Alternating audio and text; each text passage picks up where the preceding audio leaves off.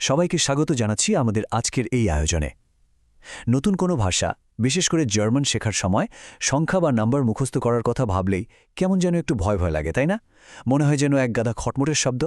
কিন্তু সত্যি বলতে কি, জার্মান সংখ্যার ব্যাপারটা মোটেও সেরকম নয়। এগুলোকে কোনো অন্তহীন শব্দভাণ্ডার হিসেবে না দেখে বরং খুব সিম্পল, লজিক্যাল কিছু বিল্ডিং ব্লকস বা ফর্মুলা হিসেবে ভাবাই ভালো। আজকের এই আলোচনায় আমরা জার্মান সংখ্যাগুলোর পিছনের সেই দারুণ গণিত আর লজিকটাই রিকোড করব। অনেকের মনেই একটা খটকা থাকে, জার্মান সংখ্যা কি আসলেই এত কঠিন? প্রথমবার বিশাল বড় বড় শব্দগুলো দেখলে একটু ঘাবড়ে যাওয়াটা খুব স্বাভাবিক। কিন্তু মজার ব্যাপারটা হলো, এর ভেতরে একটা জাদুর মতো ট্রিক আছে। আমরা যদি শুধু কয়েকটা গাণিতিক ফর্মুলা একটু ধরে ফেলতে পারি, তাহলে 0 থেকে একেবারে 1 মিলিয়ন বা 10 লাখ পর্যন্ত গোনা একদম পানির মতো সহজ হয়ে যাবে। কোনো অন্ধ মুখস্থ বিদ্যার দরকার নেই, শুধু একটু লজিকটা বুঝতে হবে। তো চলুন দেখে নেওয়া যাক আজ আমরা ঠিক কি নিয়ে কথা বলতে যাচ্ছি। 1. সংখ্যার মূল ভিত্তি। 2. 13 থেকে 19 পর্যন্ত সেই সূত্রের খেলা। 3. 20 থেকে 99 পর্যন্ত একটা দারুণ মজার নিয়ম। 4. শতক থেকে হাজার। এবং সবশেষে 5. আরও বড় সংখ্যা। ব্যাস, এই তো। প্রথমেই শুরু করা যাক আমাদের 1 নম্বর পর্ব দিয়ে, সংখ্যার মূল ভিত্তি। এখানে সবচেয়ে দারুণ বিষয়টা হলো, জার্মান গ্রামারের এই অংশটা আমাদের একদম পরিচিত ছোটবেলার অঙ্কের সাথে দারুণভাবে মিলে যায়। বাংলায় আমরা যেমন একক, দশক, শতক এবং হাজার দিয়ে সংখ্যার স্থান বা প্লেস ভ্যালু হিসাব করি, জার্মান ভাষায় লজিকটা ঠিক হুবহু এক। এককের সংখ্যাগুলো হলো একক, 2 অঙ্কের দশক, 3 অঙ্কের শতক আর 4 অঙ্কেরগুলো হাজার। এই চেনা কনসেপ্টটা একটু মাথায় রাখলেই পুরো কাজটা অনেক ইজি হয়ে যাবে। তবে হ্যাঁ, একটা কাজ আমাদের করতেই হবে। 0 থেকে 12 পর্যন্ত বেসিক সংখ্যাগুলো একটু ভালো করে মনে রাখতে হবে। চলুন দেখি। 0 হলো 0, 1 হলো 1, 2 2, 3 3, 4 4, 5 5 এবং 6 হলো 6। স্ক্রিনে দেখানো জার্মান বানানের পাশাপাশি এই উচ্চারণগুলোর দিকে একটু খেয়াল রাখবেন, তাহলে সঠিক উচ্চারণটা আয়ত্ত করা বেশ সহজ হবে। এবার বাকি ফাউন্ডেশন নাম্বারগুলো একটু দেখে নিই। 7 হলো জিবেন, 8 8, 9 9, 10 সেহন, 11 এলফ এবং 12 হলো সোলফ।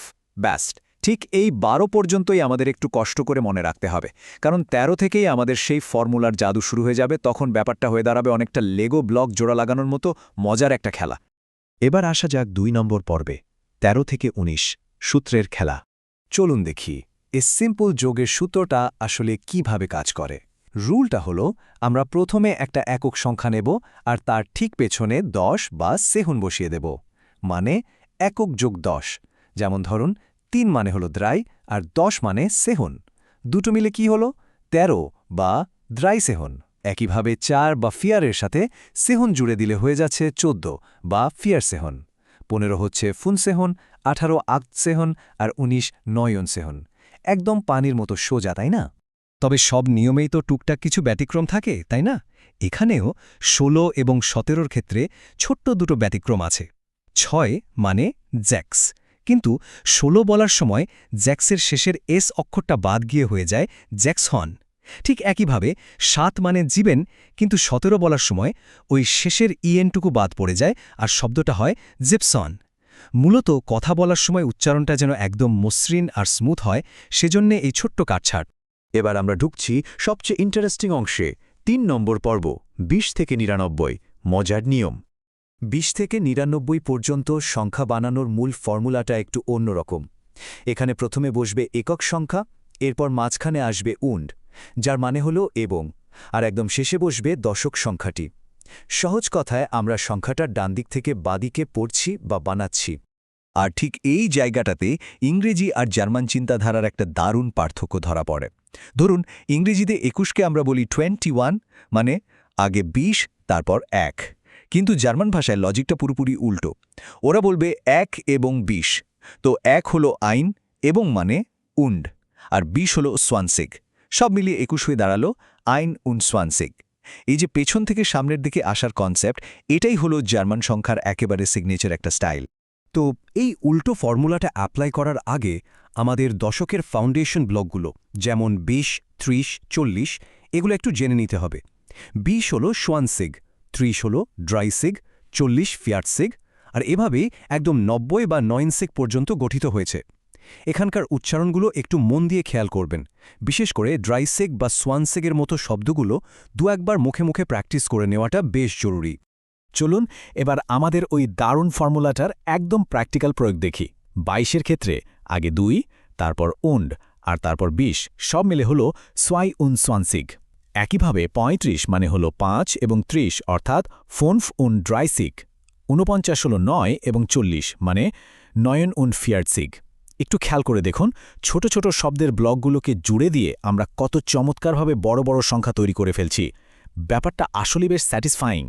এরপর চলে যাচ্ছি 4 নম্বর পর্বে, শতক থেকে হাজার, বড় সংখ্যার জগতে স্বাগতম। শুরুতেই 100 সংখ্যাটা একটু দেখি। এর জার্মান ব্লকটা হলো 100। লজিকটা খুব সিম্পল, 1 বা আইনের সাথে শতক বা 100 যুক্ত হয়েছে। এই একই নিয়মে 200 হয়ে যাবে 200, 300 হবে 300, আর এভাবেই একদম 900 বা 900 পর্যন্ত চলতে থাকবে। এখন আসল মজাটা শুরু হবে যখন আমরা এই শতকের ব্লকগুলোর সাথে ছোট সংখ্যাগুলোকে জুড়ে দেব। যেমন 102, এটা হলো 102, তাই শব্দটা হবে 102। এবার একটু বড় সংখ্যা দেখা যাক, 266। প্রথমে 200 বা 600, এরপর 66 বা 66। দুটোকে একসাথে জুড়লে বিশাল এক শব্দ তৈরি হয়, 266। দেখতে পাহাড়ের মতো বড় মনে হলেও আমরা জানি যে এটা আসলে ছোট ছোট কয়েকটা ব্লকের সমষ্টি ছাড়া আর কিছুই নয়। ঠিক শতকের মতোই হাজারের জন্য আমাদের বেসিক ব্লকটা হলো 1000, মানে 1000 হলো আইন এবং 1000।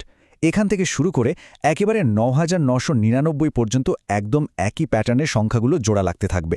2000 হলে হবে 2000, 3000 হলে 3000, একদম স্ট্রেট ফরওয়ার্ড একটা হিসাব। এটা ধাপে ধাপে কিভাবে তৈরি হয় চলুন সেটা একবার দেখে নিই। 1266 সংখ্যাটার দিকে একটু তাকান। জার্মান ভাষায় এটা লিখলে আক্ষরিক অর্থে বিশাল একটা শব্দের রূপ নেয়, 1200 এত বড় শব্দ দেখে যে কারোই প্রথমে একটু চোখ কপালে উঠতে পারে, কিন্তু একটু ভেঙে দেখলেই বুঝবেন এটা স্রেফ 1000 বা 1000, 200 বা 600 এবং 66 বা 66 সিরিয়াল একটা যোগফল। তার মানে জার্মানে বড় সংখ্যাগুলো আসলে খুবই প্রেডিক্টেবল আর সোজা। এবার আমাদের শেষ পর্ব, 5 নম্বর পর্ব, আরও বড় সংখ্যা।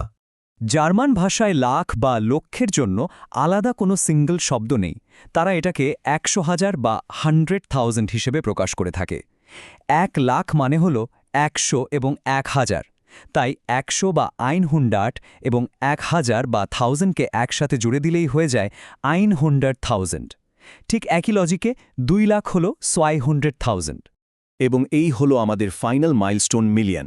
10 লাখ বা 1 মিলিয়নের জন্য জার্মানরা ব্যবহার করে আইনা মিলিয়ন। এখানে ছোট্ট একটা জিনিস খেয়াল করতে হবে, আর তা হলো বহুবচন বা প্লুরালের রূপটা। যখন আমরা 2 মিলিয়ন বা তার বেশি বলবো, তখন শব্দটি একটু বদলে গিয়ে মিলিয়নেনও হয়ে যায়। যেমন 2 মিলিয়ন হল 2 মিলিয়নেন। মিলিয়ন এবং এর উপরের বড় সংখ্যাগুলো ঠিক এই প্যাটার্নেই গঠিত হতে থাকে। তো 0 থেকে 1 মিলিয়ন পর্যন্ত জার্মান সংখ্যার এই দারুণ রোমাঞ্চকর জার্নিটা আমরা সফলভাবেই শেষ করলাম। আমরা পরিষ্কার দেখতে পেলাম যে জার্মান সংখ্যাগুলো আসলে কোনো এলোমেলো শব্দের জঙ্গল নয়, বরং এগুলো খুব সুন্দর, লজিক্যাল কিছু বিল্ডিং ব্লকের একটা গোছানো সেট। এখন যেহেতু ফর্মুলার পুরো রহস্যটাই জানা হয়ে গেছে, এই লজিকগুলো কাজে লাগিয়ে অনায়াসেই বিশাল সব সংখ্যা তৈরি করে ফেলা সম্ভব। একবার ভাবলে বেশ অবাক লাগতে পারে কারো জন্মসাল বা ফোন নম্বরটি জার্মান ভাষায় কত বড় আর চমকপ্রদ শোনাবে। এরপর সবচেয়ে বড় কোন জার্মান সংখ্যাটি তৈরি করা যেতে পারে?